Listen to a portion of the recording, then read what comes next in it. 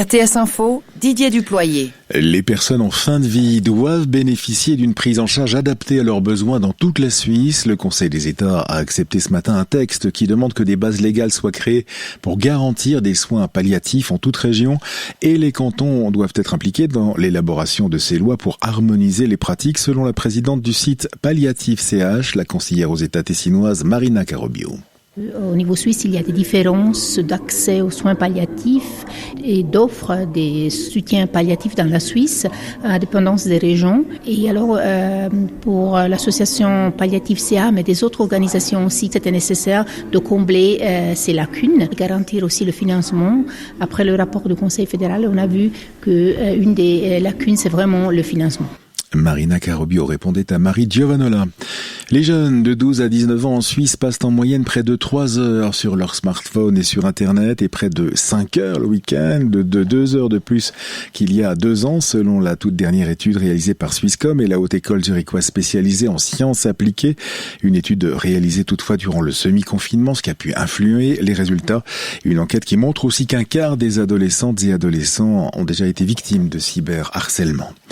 Les conditions pour les crédits Covid divisent toujours le Parlement. Le Conseil national tient à faire passer le délai d'amortissement de ces crédits de 5 à 8 ans. Ce matin, il a donc décidé de maintenir cette divergence avec le Conseil des États. Et comment dit-on coronavirus en langue des signes? Ce mot coronavirus désigné signe de l'année par la Fédération suisse des sourds. Eh bien, vous pouvez le voir en vidéo sur notre site rtsinfo.ch dans les informations concernant spécifiquement la pandémie de coronavirus. Et d'ailleurs, il est globalement le même partout à travers le monde. Les années précédentes, ce sont les noms de Greta Thunberg, Roger Federer ou bien encore Alain Berset qui avaient été consacrés signe de l'année en Suisse. À 3 mois maintenant des élections communales vaudoises, la municipalité de Lausanne a tiré ce matin le bilan de sa législature 2016-2021. Valérie Auert, le tableau est positif avec plusieurs grands projets réalisés, une amélioration de la qualité de vie en ville, malgré un cadre financier évidemment serré en cette année 2020, Covid oblige. Et oui, 5 ans où plusieurs grands chantiers se sont concrétisés, un nouveau stade de foot, le stade de la Tuyère, mais aussi la nouvelle patinoire, la Vaudoise Arena, des nouveaux logements aussi écologiques et au loyer abordable, plateforme 10 au niveau culturel, un quartier des musées à côté de la gare, des projets moins visibles mais aussi importants aussi, comme des rénovations d'écoles ou 1000 places de crèches supplémentaires. À noter qu'au niveau social, Lausanne a réussi à diminuer son taux d'aide sociale et a ouvert en 2018 un local d'injection sécurisé pour les personnes toxicomanes. Et tout ça donc, c'était sans compter bien sûr l'arrivée du Covid cette année. Eh bien oui, parce que Lausanne, en plus de toutes ces dépenses, a dû immédiatement en débloquer d'autres, ouvrir de nouvelles places d'accueil pour les sans-abri, des hotlines pour les personnes vulnérables et débloquer des aides financières pour les commerçants et les acteurs culturels. Tout cela a pesé sur ses finances. 31 millions de francs sur un budget d'1,8 milliard. Alors Valérie, c'est un tableau sans nuages, sans critique?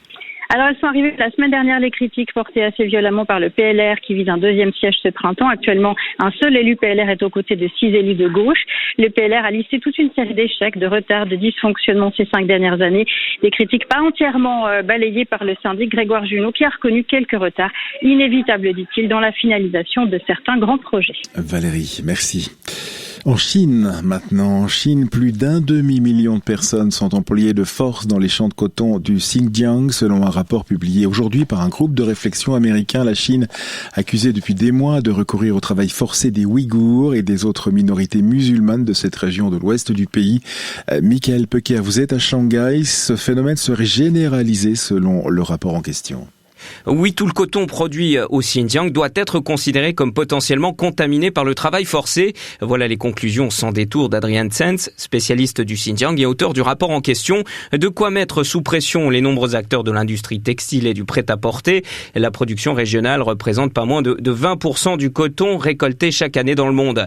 En recoupant les articles de la presse chinoise et des documents officiels, l'enquête décrit pour la première fois en détail une stratégie de coercition à large échelle. Les planteurs transmettent aux autorités leurs besoins en main-d'œuvre, les compétences requises. Les ouvriers agricoles sont ensuite livrés par lot, à l'endroit et à la date prévue. Le temps de la mission, ils sont étroitement encadrés par des superviseurs chargés de les surveiller en leur inculquant la gratitude envers le Parti communiste et en s'assurant de l'éducation de la pensée de ces derniers. Déjà pointé du doigt pour son vaste programme d'internement et de rééducation des minorités musulmanes au Xinjiang, Pékin est désormais accusé de placer de force les anciens pensionnaires de ces camps dans diverses industries.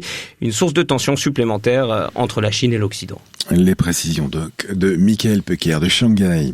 Enfin, les félicitations de Vladimir Poutine à Joe Biden, les félicitations pour son élection à la présidence des États-Unis. Le chef d'État russe est l'un des rares dirigeants à avoir attendu le vote hier du collège électoral en faveur du démocrate pour le féliciter. Le Kremlin qui se dit d'ailleurs prêt à collaborer avec ce nouveau président américain. La météo avec un ciel gris et humide sur le Jura et le plateau avec une limite de la neige vers 1800 mètres, des éclaircies toutefois en vallée et des températures de 6 à 8 degrés cet après-midi. Demain, retour du soleil après dissipation des brouillards matinaux sur le plateau dont le sommet se situera vers 800 mètres. Jeudi, du soleil dans les Alpes, une faible perturbation au nord. Vendredi et samedi s'annoncent assez ensoleillés avec des passages nuageux et toujours des brouillards matinaux sur le plateau.